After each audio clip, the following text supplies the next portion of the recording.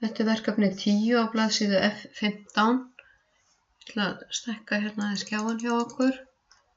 Hérna skrifa ég mánudagur og ég ýti á Ctrl og Enter. Þetta verður að vera alveg rétt skrifað, það er mun eftir kommunu yfir áinu og svo framvegis, og við getum afritað dagana niður. Það er innbyggt í Excel, þess vegna þarf þetta að vera nákvæmlega rétt skrifað hérna í upphafi.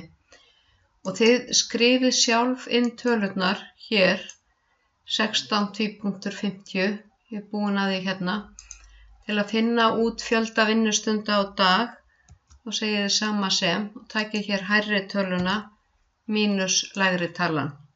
Ég ýti á Ctrl og Enter, þetta eru 7 klukkutímar, 55 mínútur, og ég afrita niður. Til að finna út vinnustundir samtals, þá fer ég hér í hólfið D7 og legg saman þessar tölur með því að smella hér á summuhnappinn.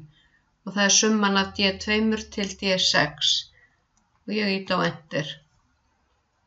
Ég er ekki sátt við 14 klukkutíma og 15 mínútur og eins og stendur í bókinni að þá þurfum við að setja ákveðið talnaútlit á hólfið á D7.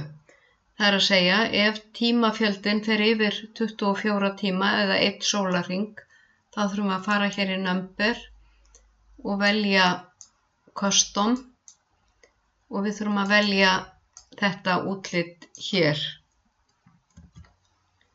Það er að segja tímana, hours og minutes, og ég ætla að stroka út tvípunktinn og SS. Þá slepp ég við sekúndurnar. Fer hingað, ýti 3 á bakklykilinn og Enter.